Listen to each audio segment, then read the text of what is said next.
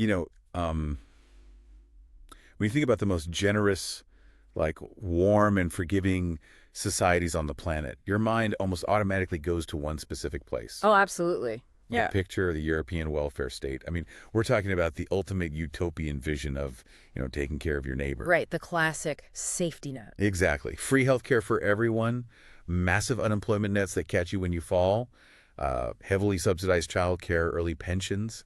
It's just this system built on this really beautiful idea that nobody in the community gets left behind. It really is, yeah. I mean, it's the gold standard. For decades, it's just been held up as the absolute pinnacle of a compassionate society. Right. But what if I told you that utopian system is currently tearing itself apart from the inside? Which is wild to think about. It is. And I don't mean like a slow administrative decline or some budget cuts. I mean a profound structural fracture. Yeah, and the most fascinating part of this is that we actually have the data to show exactly where and why that fracture is happening. We essentially have an X-ray of this entire social collapse. We really do. So today, we are taking a deep dive into this massive, just eye-opening study on human nature, economics, and society. Huge study. It's a comprehensive working paper from researchers at Harvard University, the Institute of Labor Economics, and the Paris School of Economics. And when I say massive, I mean it's unprecedented. The scale is just... We are looking at deeply granular data covering 140 distinct regions across 16 different Western European countries. Over 2 full decades, too. Right. Tracking demographic and psychological shifts over 20 years. And the methodology here is what makes it so undeniable. The researchers harmonized population census data, demographic registers, and then they matched all of that hard data with over 100,000 individual attitudinal surveys. 1,000. Yeah. They didn't just track where people moved. They tracked how those movements actually changed the minds of the people living there. It's basically as close to a high-definition scan of the human social psyche as you can get in modern social science. It really is. Now, before we get into the numbers, I need to issue a bit of a warning to you, the listener. This deep dive is going to make you uncomfortable. Very uncomfortable. Because we are looking at raw, unfiltered data that shatters some of our most comforting illusions about human charity, about the reality of diversity and the limits of tolerance. Yeah, and let's be absolutely clear right up front. We are not taking a political side here. No, not at all. Neither left nor right. We are simply holding up a mirror to the cold, hard statistics about how humans actually behave when their environment changes. Exactly, because right now, the European welfare myth is cracking, and everybody wants a convenient scapegoat. Oh, everyone has one? Right. If you ask the average person on the street why the safety net is failing, they blame the broader economy. They say, oh, it's inflation. Or they blame government debt. Yeah, or bureaucratic mismanagement. But the data says they're entirely wrong. They're wrong. The real crisis isn't hiding in some central bank spreadsheet. It's not about a lack of funds. The real crisis is actually hiding in the darkest, most tribal corners of human psychology. It's all psychological. So let's unpack this. Let's start with the geographic reality. The sheer generosity of the West is evaporating. And it is absolutely not because of a recession. No, it's not. I mean, over the last 20 years, Western Europe has experienced these massive, unprecedented populist shockwaves. Right. We've seen political upheavals that completely reshaped the landscape.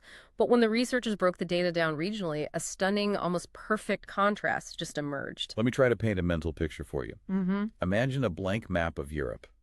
Now imagine taking a dropper of dark red ink and just dropping it wherever immigrant populations grew rapidly around the year 2010. Okay, yep. Then take a dropper of blue ink and drop it wherever the local population suddenly start demanding massive cuts to public welfare. And this is the crazy part. The ink spots match perfectly. It is essentially a heat map of evaporating empathy.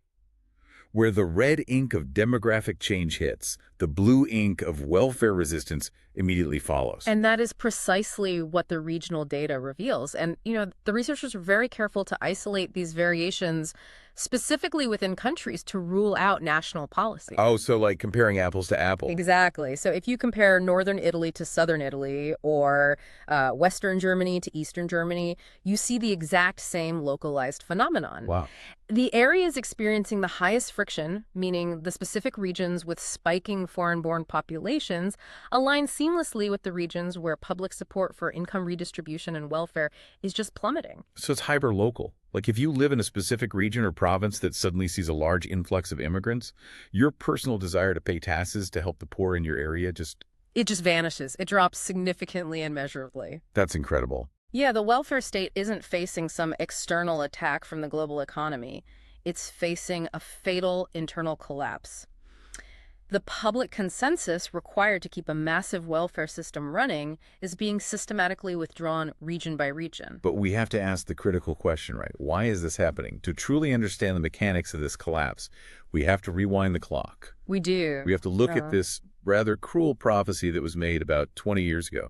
Because the uncomfortable truth is that Europe wasn't historically more generous than America, because Europeans were simply better, more enlightened people. Right, that's a huge myth. They were more generous because they all looked alike. That is the brutal foundational framework that Harvard professor Alberto Alesina laid out back in 2004. Yeah, Alesina. Alesina was looking at this fundamental economic mystery. Like, why did Europe manage to build this massive comprehensive welfare state while the United States, which was, a much wealthier nation with vastly more resources, did not? And people love to debate this. I mean, they say, oh, Americans are just too individualistic, or the European political systems are designed better. Right, but Alesina pointed to something much more primal.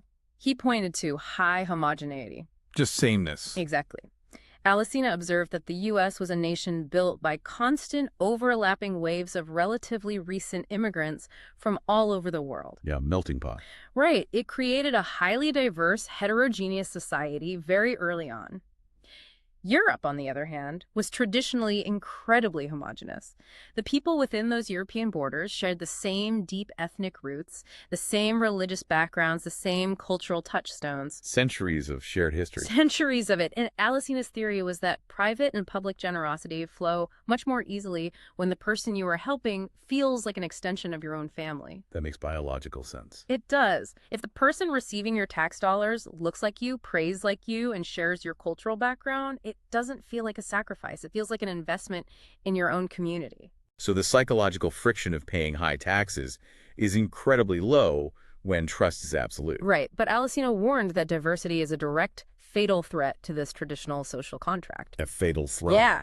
He essentially predicted that if European populations ceased to be homogeneous, the willingness of the native population to redistribute their wealth would completely fracture, just as it had historically struggled to take root in the highly diverse U.S. Wait, so you're telling me that the absolute bedrock of the European welfare utopia, this shining beacon of progressive policy, was just sameness? Yes. It was just demographic homogeneity. And if you smash that bedrock of sameness, the whole progressive house just falls down.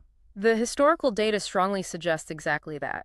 The social trust required for massive wealth redistribution is inextricably linked to perceived cultural and ethnic proximity. Wow. When you introduce sudden diversity, that proximity vanishes. And that bedrock isn't just cracking right now. I mean, it is being hit by a tidal wave. Yeah. We often think that as societies get wealthier and more advanced, they naturally become kinder and more inclusive. We like to think that. But the data says wealth didn't make us kinder. A massive demographic wave just made us highly defensive. Let's look at the sheer scale of the demographic shift from 1990 to 2010. The researchers aggregated the data across all 16 European nations in the study. Okay.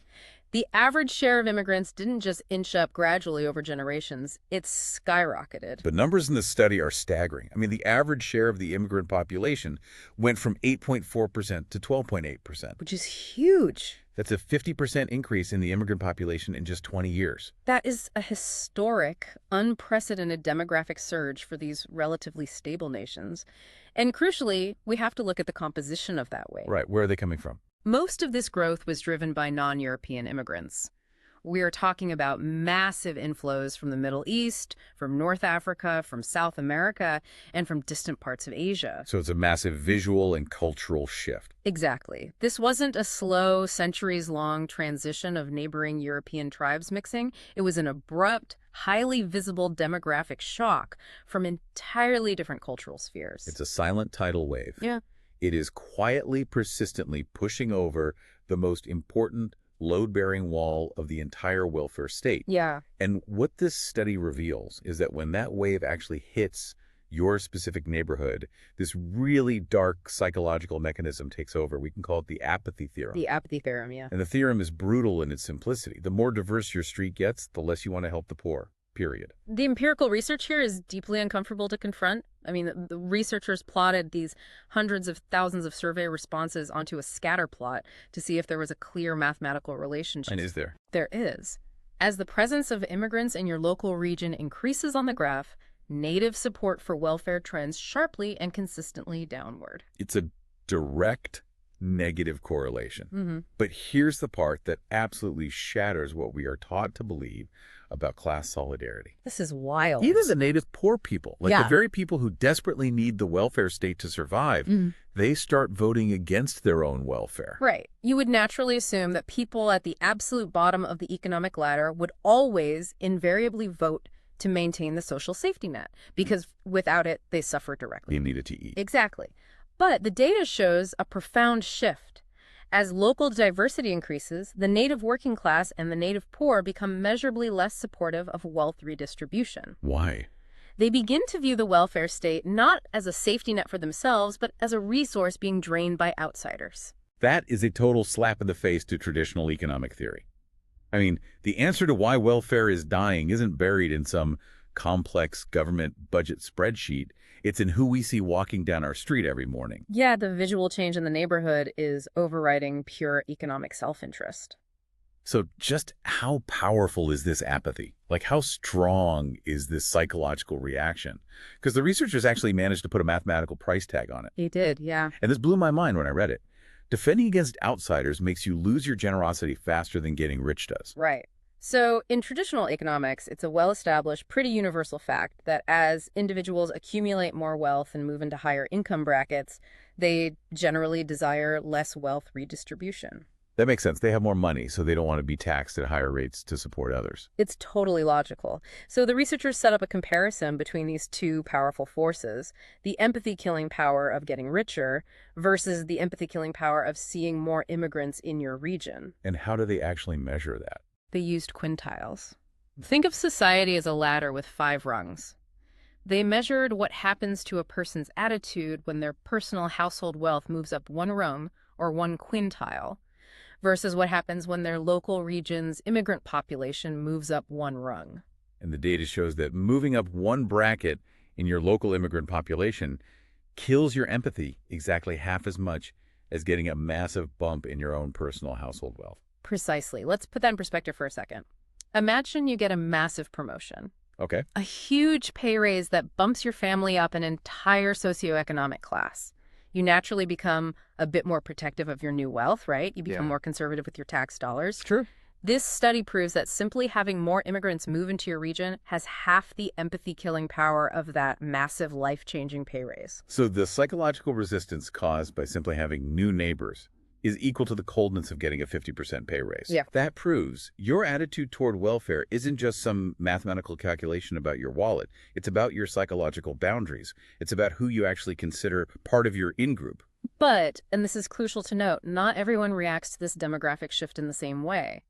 The death of the welfare state isn't a universally shared desire across the population. It's not. No, it is almost completely driven by one specific side of the political spectrum. Right. The researchers split all these tens of thousands of survey responses by political affiliation, and this massive gap opens up. A huge gap. If you look at left-wing voters, their support for welfare barely drops a millimeter when immigrants arrive. The line on the graph stays almost perfectly flat. Totally flat. But for center and right-wing voters, their support for welfare plummets off a cliff. We have to dig into the mechanisms of why this happens. Like, is it just a simple moral failing? Is the right wing simply less kind or less generous? That's the easy narrative. Right, but the researchers argue no, it's far more complex than that. It's a deeper web of cultural defense and perceived economic threat. Okay, explain that. So left-wing individuals, generally speaking, have a much higher philosophical aversion to inequality itself. Because new immigrants are very often poorer than the native population, leftists actually maintain their strong support for welfare because they want to mitigate that stark inequality for the incoming immigrants. So they see a vulnerable population in need, and their ideological commitment to a universal safety net holds firm. regardless of where that vulnerable population came from. Exactly. Their focus is on the condition of poverty, not the identity of the impoverished. Right. But center and right-wing voters view the architecture of the welfare state fundamentally differently. To them, it's not a universal human right. It is a closed, reciprocal social contract. Ah, reciprocal, like a club. Yes. You pay into the system during your working years, and you take out of the system when you fall on hard times. But this reciprocity only exists within the strict bounds of the established national community. So when outsiders arrive, center-right voters don't just see people in need. They see a direct breach of that reciprocal contract. Exactly. They perceive a fiscal burden, like my taxes are going to someone who hasn't paid in. And they perceive a cultural threat happening simultaneously. That's the core of it. Think about the scissor-like graph the data produces. The left goes straight across. The right goes sharply down. Yeah. This isn't just standard political bickering. It reflects a deeper survival instinct regarding community resources and who is entitled to them. Which brings us to a really incredibly counterintuitive finding in the data. If I asked you to guess where this conservative backlash is the worst, you'd probably guess it happens in countries that are already highly conservative. Right, or countries with very weak safety nets. Exactly. But it's the exact opposite. Absolute tolerance buys you absolute coldness. We can call this the generosity paradox. The generosity paradox. The study reveals that the countries with the most massive, most historically generous welfare states, we're talking about the Nordic countries like Denmark and Sweden and places like France, they experience the most violent, severe psychological backlash against immigrants. I really want you, the listener, to let that sink in. In low welfare countries, like the UK or Ireland, where the safety net is relatively modest, the native population's attitude toward redistribution doesn't change nearly as much when immigrants arrive. Barely moves. But in the high welfare states, the negative reaction is heavily multiplied. And the mechanism here makes sense when you think about the stakes. The larger and more generous the welfare system, the harder the native population will fight to protect it from perceived outsiders. Because it's expensive. Very. If your country is taking 40 or 50% of your paycheck to fund an incredibly comprehensive social net, your sensitivity to exactly who gets to use that net is hyper-elevated. You feel a massive sense of ownership over those public funds. It's a chilling paradox, right? Yeah. The places that are world famous for being the most loving, the most egalitarian, and the most welcoming are exactly where the native population is turning the most hostile. Yeah. It is exactly like an immune system overreacting. The body has built up this incredibly complex, powerful system to care for every cell. But when it detects foreign cells, that same powerful system goes into overdrive and starts attacking itself. That's a great way to put it. The more you've built up the system to care for everyone, the faster you want to tear it down when everyone starts unculling things, including people from outside your historical group. So if the country is split politically, and we see this paradox geographically, we have to ask, who exactly is paying the real price for this demographic and social shift? Right. If you look inside these countries, the data points to a massive, undeniable class watershed.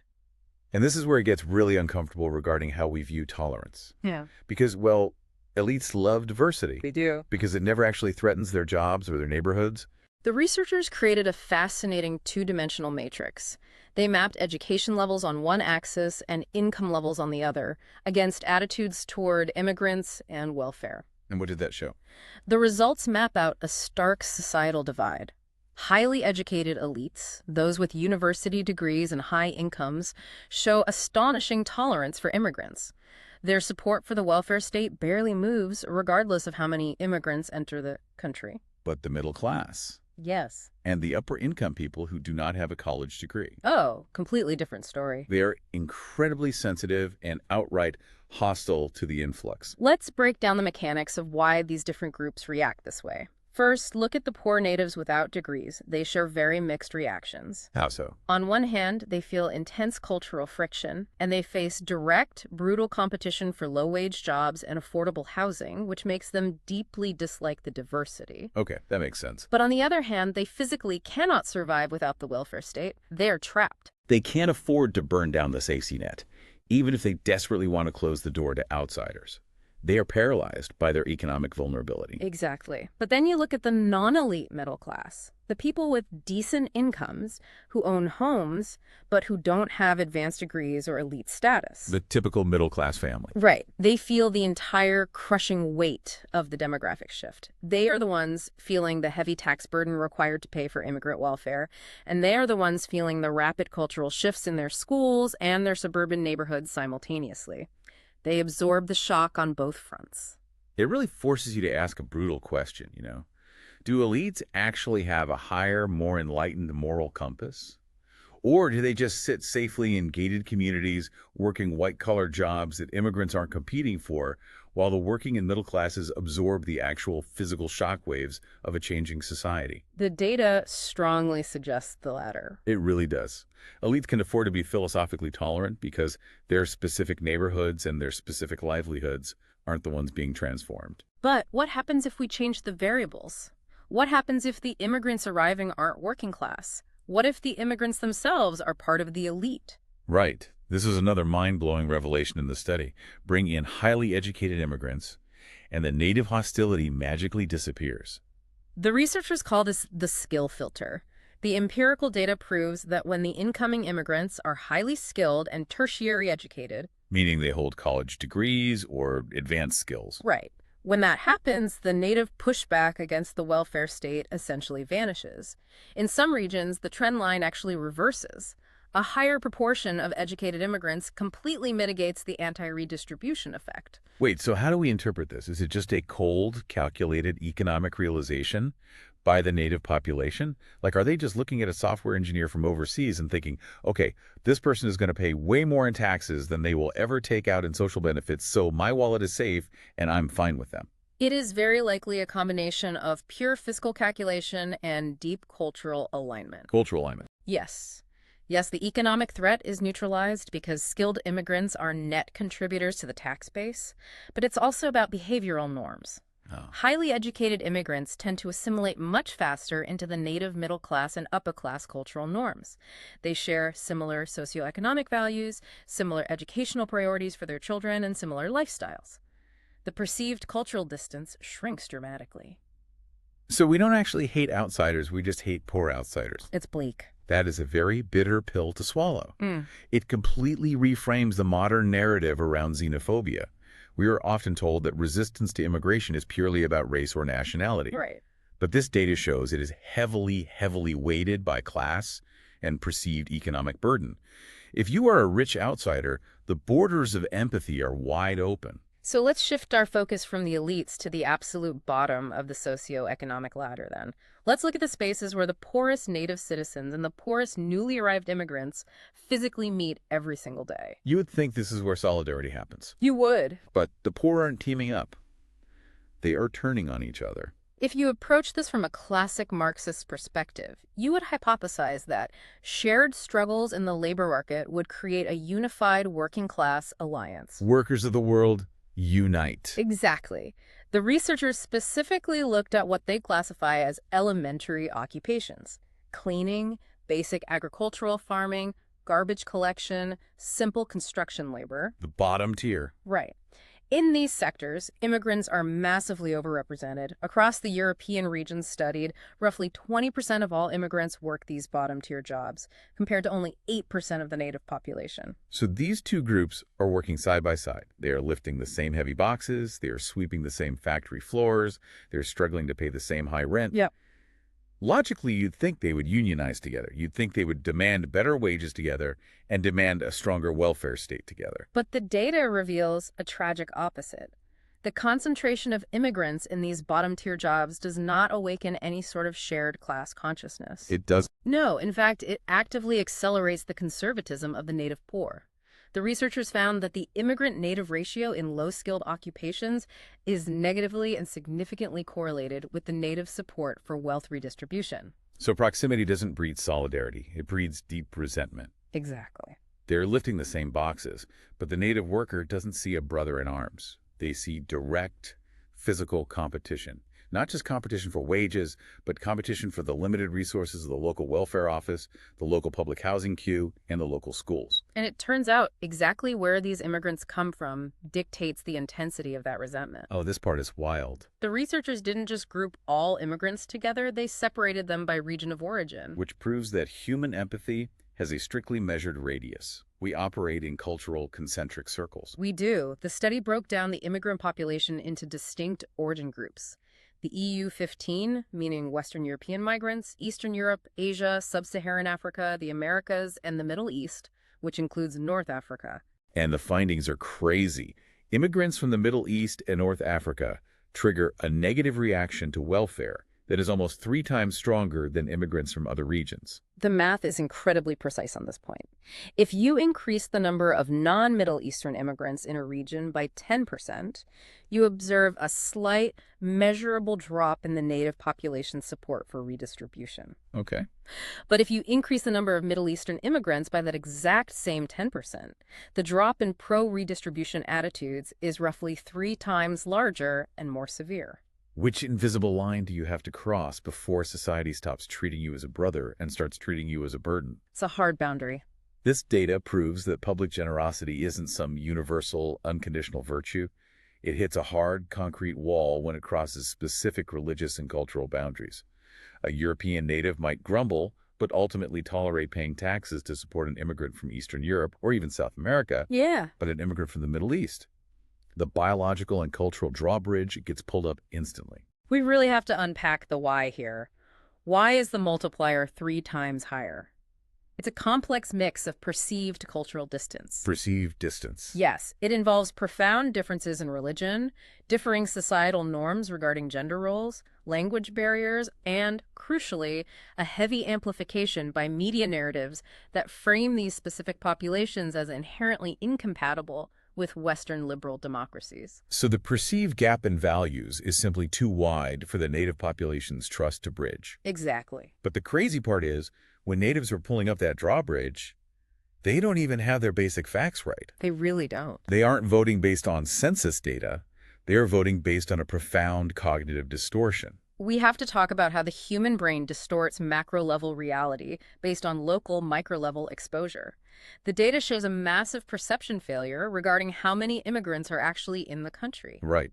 Think about your own neighborhood for a second. If I asked you right now, out of every 100 people in your entire country, how many do you think are immigrants? Yeah. Your brain wouldn't consult a statistics website. No, of course not. It would consult your memory of who you saw at the grocery store this morning. And the researchers quantified this exact bias. They found that if the actual immigrant population in a person's local region goes up by just 1%, that local native's gut feeling is that the national immigrant population just spiked by 0.3 percentage points out of 100. Wait, that sounds small. It might sound small, but mathematically they're extrapolating a tiny hyperlocal change into a massive nationwide demographic inundation. Wow. Visual panic overrules math. Yeah. You see a new family at the gas station. You hear a different language at the park. Your brain screams, invasion. Yes. You don't verify it. You go straight to the ballot box and you vote to cut welfare because your perception of who is receiving that welfare is entirely dictated by the first 10 seconds of walking out your front door. Now, some economists and politicians argue that this entire dynamic is actually the immigrants' fault. They promote the welfare magnet theory. I've heard of this. Yeah, this is the idea that immigrants are actively draining the welfare state by intentionally migrating specifically to the regions with the most generous payouts. But the data destroys this myth entirely. Immigrants aren't draining the welfare state. Their mere presence is making the natives dismantle it themselves. Economists have fought over this chicken or egg causality problem for decades. Do immigrants cause welfare to drop? Or do immigrants just happen to move to places that are already experiencing shifting welfare policies and economic decline? Right. To prove true causality, the researchers ran highly intense econometric models. Because if a region's factories are closing down, the region gets poorer, and maybe they cut welfare just because they are broke, and it just so happens immigrants live there.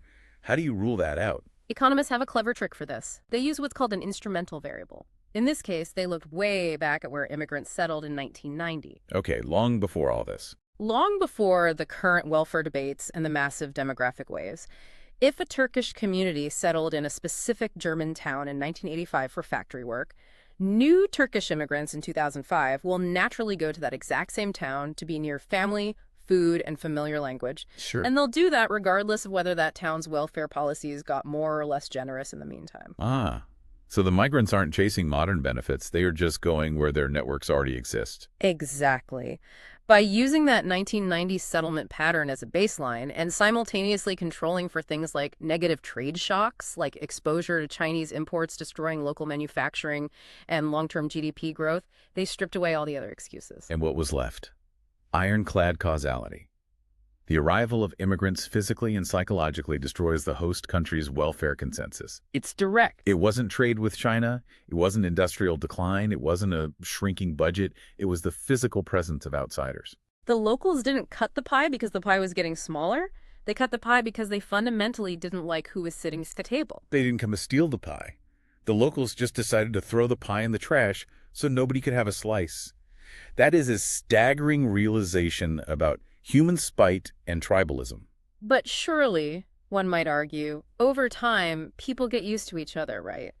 Time heals all wounds, assimilation happens, and the tension fades. Wrong. Time doesn't heal a divided society. The data proves it. The researchers wanted to test the assimilation theory, so they separated the data into two specific cohorts: old immigrants who arrived in these regions before 1990 and new immigrants who arrived between 2000 and 2010. And the devastating truth is that the promise of time is just a lie. Even 20 years later, the presence of those pre-1990 immigrants still causes a clear, measurable drop in native welfare support today. The negative influence of those earlier cohorts is incredibly stubborn. It refuses to fade into the background. It just stays there. It does. The researchers mathematically demonstrated that a 1 standard deviation increase in the 1990 share of immigrants still exerts a massive suppressing effect on center-right natives' pro-redistribution attitudes decades later. 20 years. Yeah. I mean, think about what happens in 20 years. A whole generation grows up. They go to the same schools. They play on the same playgrounds. They work in the same towns. Yeah. Yet, the original friction is still there, quietly rotting the foundation of public trust. The myth of automatic inevitable assimilation is dead. If 20 years doesn't fix it, you have to assume the tension is effectively permanent. So if the mere passage of time doesn't fix the friction, we have to ask, does physical space matter? What happens to these attitudes when neighborhoods are highly segregated? Building a wall inside your city essentially doubles the hatred. To measure the impact of segregation, the researchers used incredibly precise geolocation data. They created a uniform grid across 8 European countries, mapping the number of immigrants in tiny microcells of just 100 by 100 meters. That's tiny. Very tiny. With this, they calculated a spatial dissimilarity index, which is basically a mathematical way to measure how clustered immigrants are into specific ethnic ghettos or enclaves, rather than being spread out evenly and mixed among the native population. Right. And the results are stark. Imagine you have 2 cities. Both cities have the exact same total number of immigrants. Okay. But City A spreads them out evenly, while City B forces them into highly segregated ethnic enclaves on the edge of town. The data shows that the native resistance to welfare in City B, the segregated city, is double that of City A. So by pushing people to that side of town, we think we are just separating houses, but we are actually building iron walls in our minds. Yeah. When immigrants are physically segregated, they maintain different cultural habits longer, they don't assimilate, the native population never has those micro-interactions that build trust, and the perceived cultural distance becomes an unbridgeable chasm. But wait. If you push that logic of segregation to the absolute extreme, something completely insane and deeply troubling happens in the data. The ultimate twisted cure for social tension. Total absolute blindness. There is a brutal plot twist in the findings.